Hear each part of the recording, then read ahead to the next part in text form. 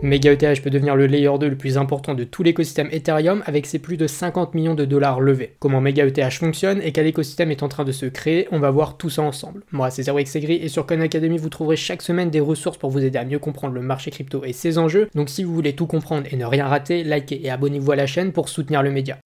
Évidemment, MegaETH fait énormément de bruit depuis des semaines, et à l'heure où le testnet approche et un mainnet qui devrait suivre ensuite, il faut comprendre comment ça fonctionne et qu'est-ce qu'on pourra y faire. On va d'abord commencer par les grandes lignes. MegaETH c'est un layer 2 d'Ethereum, mais cette fois pas un layer 2 traditionnel, mais bel et bien celui le plus efficace qui puisse exister à l'heure actuelle. Le but de MegaETH c'est d'être hautement performant, et pour ça on va avoir une architecture un peu différente des autres blockchains. Dans une blockchain traditionnelle, chaque nœud sur le réseau fait le même travail. On fait consensus sur les blocs à traiter, puis on les exécute. Et avec ce schéma, on essaye d'optimiser au mieux. Dans le meilleur des cas, on atteindra sur un layer 1 250 à 400 millisecondes de latence pour une transaction. Mais sur MegaETH, ce sera 1 à 10 millisecondes maximum, ce qui permettra de faire du temps réel. Le layer 2 en temps réel, ça c'est la proposition de valeur de MegaETH. Et avec cette latence minimale, on pourra créer des applications on-chain qui n'existent pas encore, à cause des délais qui sont trop longs. Mais ça, on en parlera par la suite dans la partie de l'écosystème. Si on compare MegaETH et les exchanges centralisés, eh bien notre poulain, il n'a pas vraiment à rougir. Binance a une latence moyenne de 37,2 millisecondes et MegaETH ce sera 3 fois moins minimum.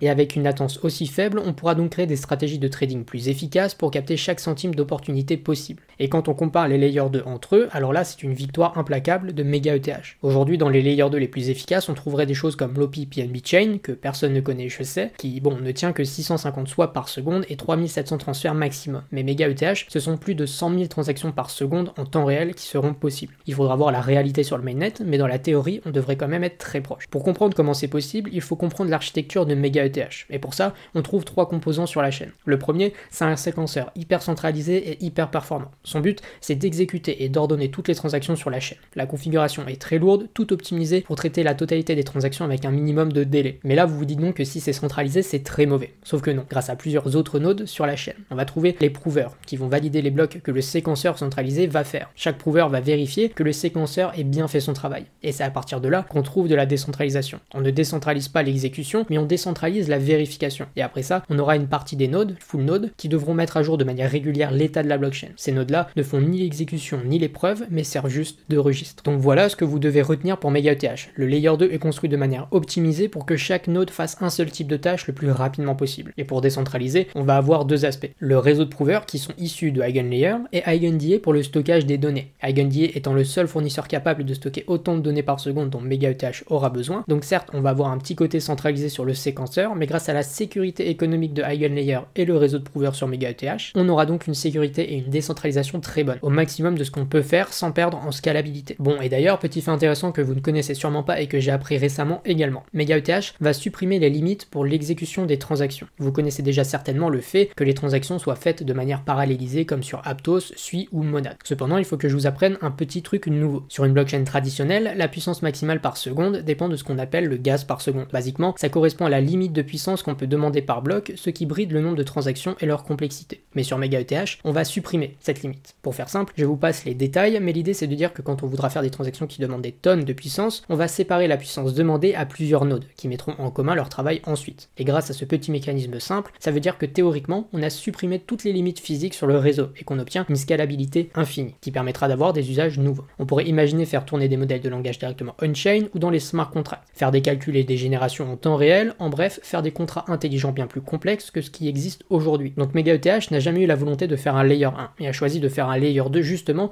car c'est la seule architecture qui peut permettre d'avoir autant de transactions par seconde. Et surtout qu'on pourra avoir aussi d'autres méga rollups qui pourront se construire. Si jamais l'envie vous en prend, vous pourrez créer votre propre MegaETH. Et bon, certes, la tech, elle est super, mais ça ne nous dit pas ce qu'on pourra y faire. Aller vite, c'est bien, mais faire des trucs, c'est mieux. Et pour ça, on va aller regarder les applications qui se développent, qui créent de l'engouement communautaire. D'ailleurs, si vous voulez suivre un peu l'évolution de l'écosystème, le meilleur compte pour le faire, c'est Mega Ecosystem, qui fait des revues tous les mois et des analyses détaillées par projet. Dans les plus gros projets, on trouve par exemple Cap et GTE. GTE, c'est le DEX de MegaETH. Dans un écosystème où le trading sur les DEX devient de plus en plus important, c'est essentiel pour un écosystème. Là où GTE est plus efficient que ses homologues sur les blockchains traditionnelles, c'est grâce à la scalabilité énorme de MegaETH. On ne va pas passer par un mécanisme standard de pool de liquidité, mais bien comme un SEX. Pour les actifs très liquides, on aura des order books avec beaucoup de liquidités, et pour les petites cryptos, on aura des pools de liquidité standards. Grâce à la scalabilité de MegaETH, ETH, les marchés de trading seront suroptimisés, puis tous les market makers vont se battre pour placer des ordres en permanence, ce qui aura pour effet de réduire les frais de trading de tout le monde. Si vous avez en permanence des ordres qui se mettent au plus proche du prix réel, vous économiserez forcément sur les frais de spread, c'est-à-dire la différence entre le prix réel et le prix que vous payez. La proposition de valeur de GTE, c'est un peu celle de Hyperliquid sur les dérivés. Vous allez détenir vos fonds propres sur votre wallet et pourtant avoir la même expérience que sur un exchange centralisé. Tout ça grâce à la technologie de MegaETH. Ensuite, on peut parler de CAP, qui veut changer la manière d'appréhender les stablecoins. Ce sera un stablecoin qui va changer la manière de faire du rendement. Le problème des stablecoins actuels, c'est que le yield n'est pas soutenable. Il arrive forcément un moment où le rendement ne suit plus, et c'est là que CAP apparaît. En tant que personne,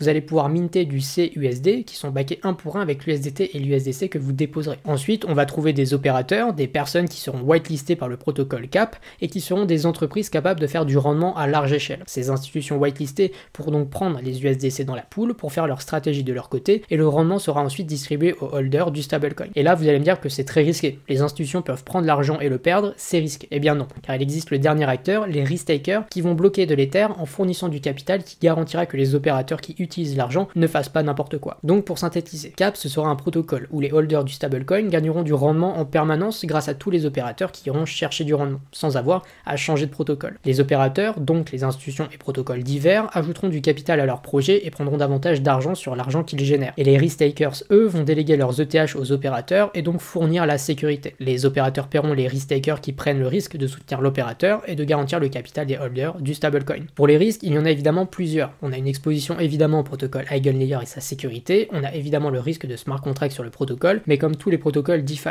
On pourrait dire aussi qu'il y a le fait de laisser des entreprises tierces détenir les USDC des gens. Certes, on a la sécurité des risk-takers qui vont fournir des ETH en sécurité et qui seront slashés en cas de problème, même si on a tendance à minimiser ce risque dans les reviews que j'ai pu lire. Donc ça, ce sont deux protocoles principaux, mais il y en a encore beaucoup d'autres. D'un point de vue des applications pour spéculer, on a des choses vraiment différentes qui vont émerger. Par exemple, on va trouver Euphoria, un tap to earn mais qui veut se rendre utile, pas juste un jeu qui finira à la cave. Au lieu de faire un tap to earn inutile, les gens cliqueront pour représenter leurs prédictions sur le marché. On n'a rien de vraiment disponible à regarder pour le moment, donc il faudra regarder ça quand on aura des choses plus concrètes. On aura également Noise, un protocole qui permettra de parier sur les tendances. Vous pensez que telle tendance grandira dans le futur, pariez dessus. Et plus largement, en dehors de l'écosystème MegaETH, il y a un autre point qui est important à prendre en compte, l'impact de MegaETH dans la crypto de manière générale. Le premier point concerne évidemment l'écosystème Ethereum. MegaETH est certainement la plus grande opportunité pour que l'écosystème Ethereum trouve de la performance. Certes, ce sera un layer 2 sur lequel il faudra transférer ses fonds, mais il s'agit surtout du layer 2 le plus scalable que l'on va connaître cette année. Et qu'on soit d'accord, pour le moment, le narratif des layer 2 n'a pas le vent en poupe. Il suffit de voir les performances par rapport à Bitcoin des tokens de layer 2 comme Arbitrum et Optimism pour s'en rendre compte. Mais là où MegaETH n'est pas un layer 2 comme les autres, c'est qu'il va apporter une chaîne en temps réel avec une latence minimale capable de rivaliser avec des layer 1 haute performance comme Sui, Aptos, Solana avec FireDancer. On parle de 100 000 transactions possibles sur l'écosystème Ethereum, ce qui pourrait vraiment changer la donne. Maintenant, il faudra voir si MegaETH sera capable de valoriser son token d'une manière significative ou non. On aura sur MegaETH un réseau de séquenceurs décentralisés dans un temps plus lointain, donc j'imagine qu'on aura du staking par exemple, mais pas dès le lancement de la chaîne. Cependant, il se pourrait que l'aspect communautaire compte beaucoup dans la réussite de MegaETH. Les mots de la team disent explicitement qu'ils veulent faire en sorte que la communauté participe à la prise de valeur de MegaETH. Et avec les différentes levées de fonds, ils l'ont montré. On a eu la cite par les investisseurs privés comme Vitalik et des gros fonds d'investissement comme Figment et Dragonfly à 100 millions de FDV. Puis deux rounds communautaires, un sur Echo dans les 200 millions de FDV pour un montant levé de 10 millions. Et enfin, on a eu le mint des NFT Fluffle. Au total, avec ces NFT, ce sont 20 millions de dollars supplémentaires qui ont été levés à une valorisation de 500 millions en FDV. Au total, ce sont 10 000 NFT qui seront éligibles à minimum 5% de la supply et il est possible que ce soit davantage en fonction de l'activité que les holders du NFT feront sur le testnet notamment. Ils se sont inscrits dans le mouvement qui consiste à permettre à la communauté de participer à la croissance du réseau et sa prise de valeur, comme Hyperliquid et d'autres l'ont permis par le passé. Quand on sait que des chaînes comme Arbitrum ou Optimism tournent dans les 5 ou 6 milliards de FDV, ça laissera peut-être de la place à une prise de valeur pour les investisseurs. Même s'il faudra évidemment regarder l'évolution de l'écosystème quand MegaETH sera enfin disponible. Avec plus de 50 millions levés, dont un peu plus de 12 millions sur la dernière levée de fonds à une valorisation de 500 millions en FDV, les attentes envers MegaETH sont élevées. Le problème de l'utilité des tokens de Layer 2 pourra-t-il être dépassé par la technologie et l'adoption des produits sur MegaETH? C'est toute la question. N'empêche qu'aujourd'hui, on aura vu ensemble pourquoi MegaETH avait de sérieux atouts et qu'il y aura diverses possibilités de spéculation. Si vous voulez vous positionner, il n'est jamais trop tard pour aller utiliser le testnet et le mainnet également quand il sera disponible. J'espère que cette vidéo vous aura plu. N'oubliez pas de lâcher un like et de vous abonner à la chaîne de Coin Academy pour ne rien rater et dites-moi en commentaire si vous appréciez MegaETH. En tout cas, c'était 0xEgri, à bientôt.